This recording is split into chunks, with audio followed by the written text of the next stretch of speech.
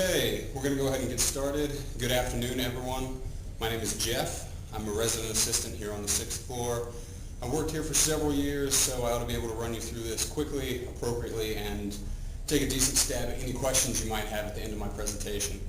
We're going to talk very briefly about earthquake safety. There are a few important things to impart here, so I'd appreciate your full attention until I'm done, and then you can give me questions.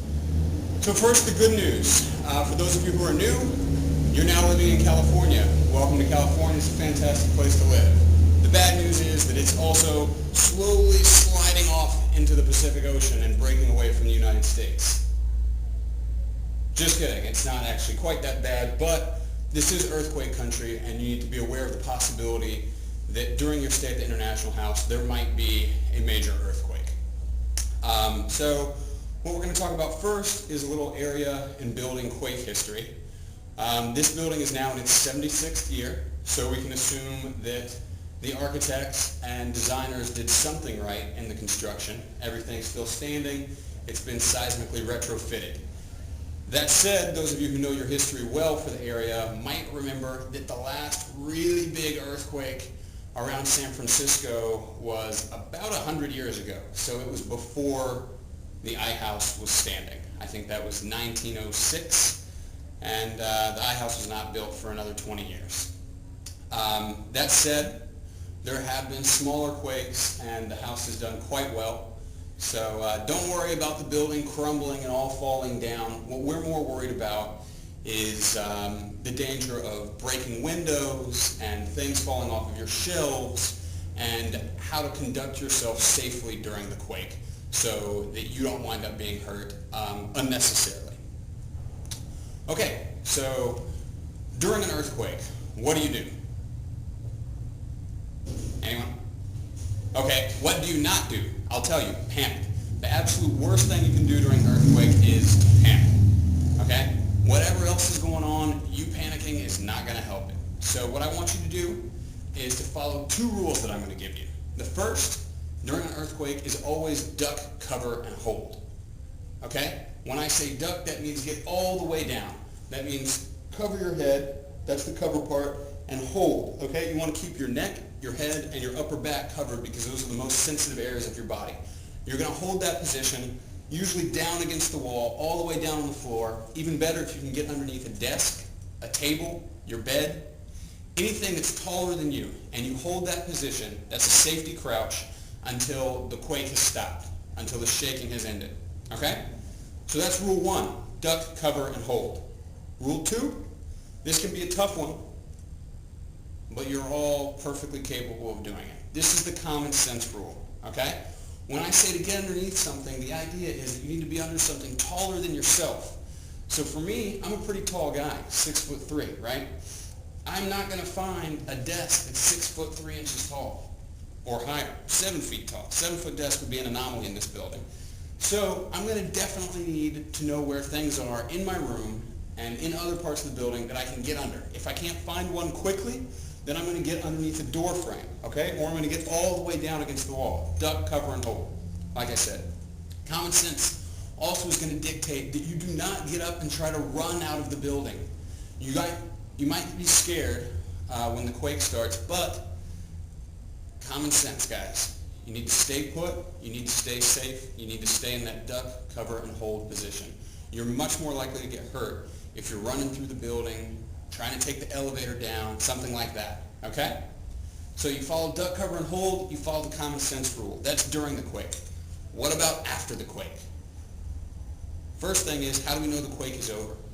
A large earthquake might have aftershocks, okay? So if it seems like the quake has stopped and you're not in need of immediate medical assistance, I would advise staying in your position for a few minutes to make sure that everything is okay, all right?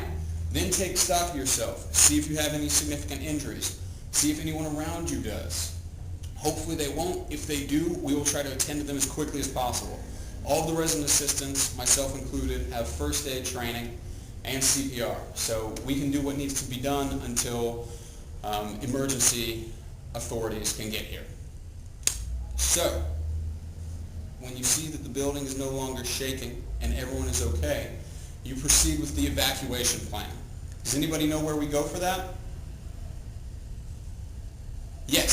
Exactly. We go on the north side of the building, okay, out to the parking lot. From the parking lot, we'll proceed up to the rugby field, up the hill, and that's where all of the residents in this area will gather.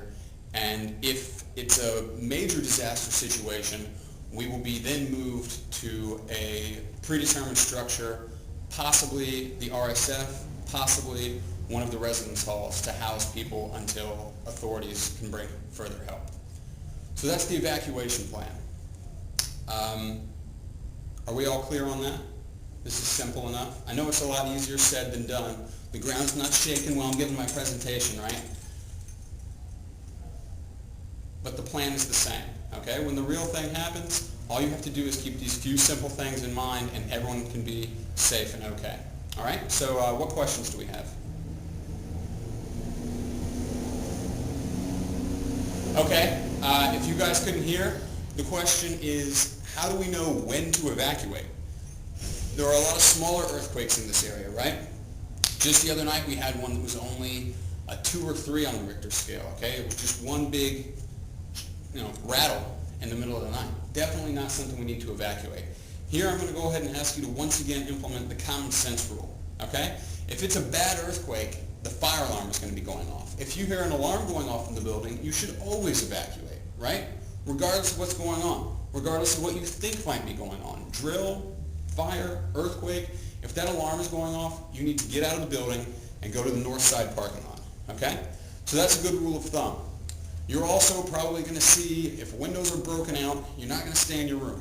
If a lot of stuff is falling off the shelves, you probably need to get out of the room, okay? But again, the alarm is going to be going off, so you'll know that you need to leave. Anything else? Okay, the question is, where's the safest place to be during an earthquake? I'm going to have to go with somewhere in the Midwest for that, I think. That would be the safest place, ideally. Beyond that, I was in a swimming pool during one time. That seemed okay. But really, you're not going to be able to choose your location, right? If we could, we would all say someplace far, far, far from the epicenter. We might also say out in the middle of an open field with no trees, no buildings, nothing big, nothing that can fall on us. Okay, but you're all students here.